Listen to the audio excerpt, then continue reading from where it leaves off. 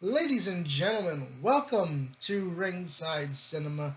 I am Money Mike, and today we're going to be looking at CM Punk versus Drew McIntyre inside Hell in a Cell, and why I believe they should add one more stipulation to this match. Now, yes, I know what you're saying. They're inside Hell in a Cell. What other stipulation can they add? And I'll tell you what that is and how it will benefit SmackDown and specifically Cody Rhodes. But while on the subject of Monday Night Raw, finally WWE went through with giving Jey Uso a singles title. For months, for the past year or so, Jey Uso has been given opportunities, and it just seems like WWE just would not go through with giving him a singles title, and it just felt like the timing wasn't right for him to win. And I thought, man, when Braun Breaker kicked out, it was like, oh man, that's it. Jay's going to lose again. I was waiting for the Judgment Day to get involved. Maybe the Bloodline. Somebody would get involved to cost Jey Uso the match. But Jey Uso went on to win cleanly, and I was surprised.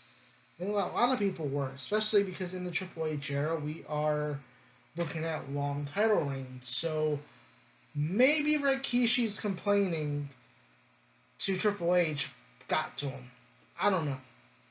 But let's keep on the subject of last night's Raw because Drew McIntyre came out there on Raw and talked about his match with CM Punk and said that, talked about how CM Punk has been getting to him, how it's been affecting him. His wife has noticed how it's been affecting him and how he needs to get away from CM Punk. And, for a while now, I've actually had this thought about the idea that CM Punk and Drew McIntyre needs a loser leaves Raw stipulation attached to the match.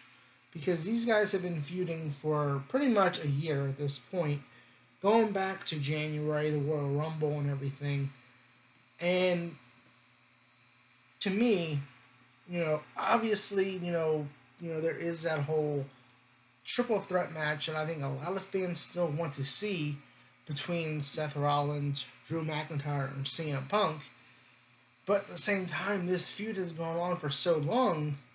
And also, you got to figure if the plan is for Seth Rollins versus CM Punk, then it might be a good idea to move Drew McIntyre out from Monday Night Raw so Seth and Punk can have their feud for Mania if that's what they want to do, or they keep Drew on Raw and they just go ahead with a triple threat match and somehow one of them wins the world title from Gunther, and that's one of them wins the Royal Rumble, someone else pulls a Daniel Bryan to make it a triple threat match, whatever the case may be.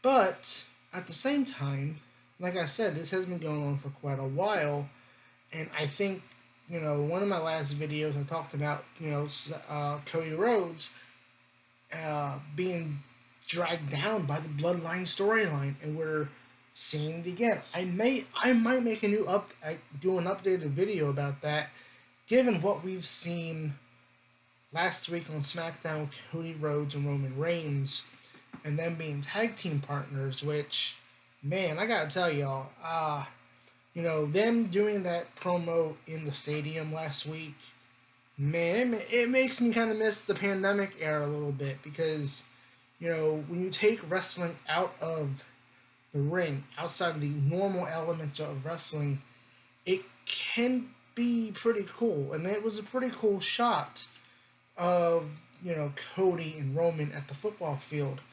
You see them kind of talking through, like, hey, we don't like each other, but we gotta work together to take on this new bloodline. But again, that's also dragging Cody Rhodes back into a storyline that he doesn't really need to be in, which is where I think a loser leaves Raw stipulation for CM Punk and Drew McIntyre would come into play. And yeah, for me, yeah, I'm saying I think CM Punk needs to win the feud because if you are going to have him go for the world title, if you're going to have him go on against Seth, or Seth becomes a world champion and CM Punk wins the Rumble, I think Punk needs to kind of start that momentum a little bit. When you have Punk beat Drew, and then Drew, he leaves Raw because, again, he talked about it on Raw. He said, hey, his wife has noticed how it's changed him and all this other stuff. And I think at that point, if you're Adam Pearce, you go, you know what? I got to separate these two. Nick Aldis, let's work out a deal. I'm going to have a loser leaves Raw match, a stipulation attached to this. You get the loser. The loser of this match goes to SmackDown. Simple as that. And I think for Cody Rhodes, that would be beneficial because Cody Rhodes, Drew McIntyre would be a great feud, especially, depending on what they want to do with Cody for WrestleMania, whether it's The Rock or it's going to be Roman Cody 3 or Cody Randy Orton. I think Drew McIntyre would be that good storyline feud that I think we've been waiting for. We've been waiting for Cody to have this big feud ever since he won the title. It's like, okay, he finished the story, but where is this big feud that is going to test him and make him a fighting champion? So that when The Rock comes back and he faces The Rock, when Roman Reigns comes back, he faces Roman again. He's a battle-tested champion, and I think if you're looking, no matter what your plan is for Cody Rhodes for WrestleMania, I think Drew McIntyre would be the perfect booking storyline wise to give Cody that battle tested feud ahead of WrestleMania. And in a way, it kind of makes sense because Drew McIntyre and Cody Rhodes both have very similar stories. Both of them left WWE kind of stuck in the mid card. And both of them were kind of just in an area where they weren't able to be the stars that they are now. So they had to leave. They had to get the release from WWE to become and evolve into the superstars that we now know them as today. Drew McIntyre, before he got released from WWE, there's no way in the world you say that he's going to beat Brock Lesnar at WrestleMania. There's no way, he's going to win the Royal Rumble. No. 3MB? Nah, he was in 3MB. Then nobody saw him as a world champion at that point. Cody Rhodes. There was a lot of potential there, but I think WWE just didn't really want to do anything with him. They stuck him with Stardust. And Cody had to leave to go show, hey, this is what I can do when given the opportunity. And Drew McIntyre did the same thing. So Drew came back. He went to NXT. He was the NXT champion. He worked his way up and back to the main roster, won the Rumble, beat Brock Lesnar, and he carried the WWE through the pandemic era. And I still don't think Drew gets enough credit for that. Cody Rhodes. He left WWE because he was frustrated. They did not want to take him away from Stardust. He finally got his release. He met the Young Bucks. Who knows what would have happened if Cody never got released?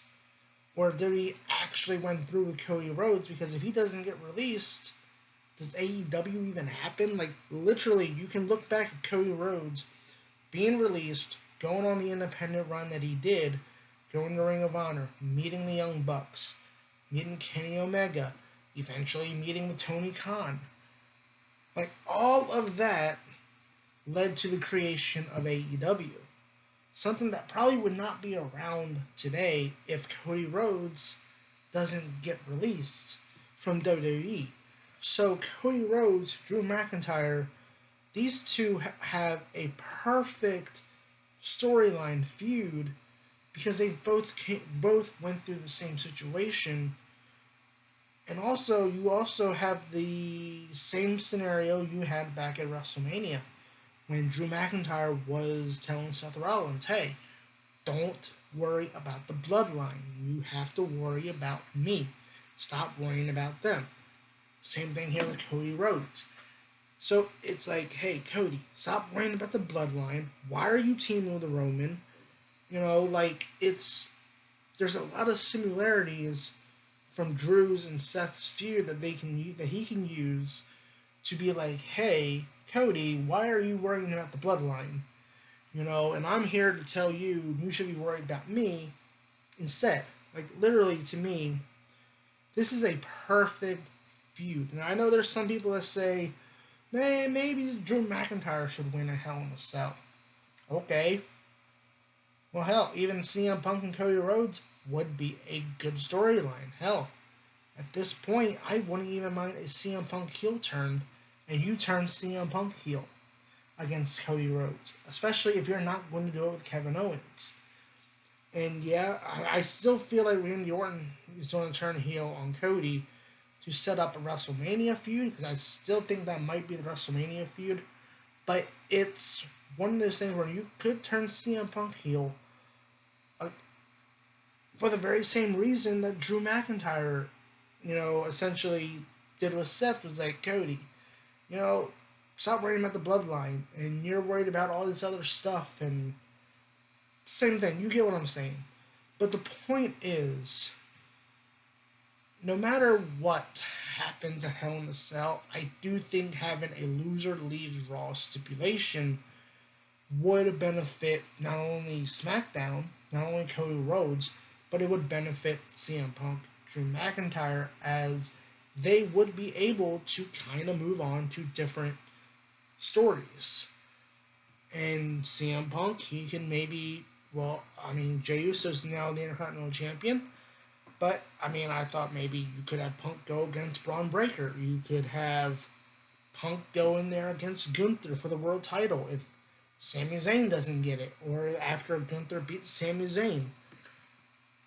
Punk can join in the feud with the Judgment Day. Like, there's a lot of things that Punk can do on Raw that I think you can free himself up with against Drew McIntyre by having this stipulation. And so let me know in the comments below, what do you guys think? Should WWE add a loser leaves Raw stipulation to CM Punk versus Drew McIntyre at Hell in a Cell? Do you want to see it continue beyond Hell in a Cell? Let me know in the comments below. And I've been your host, Money Mike, and you've been watching Ringside Cinema. Ringside Cinema, living out the dream. Lights down, time to go. Cheers for heroes we know. Ringside forever bold. Wrestling never gets old.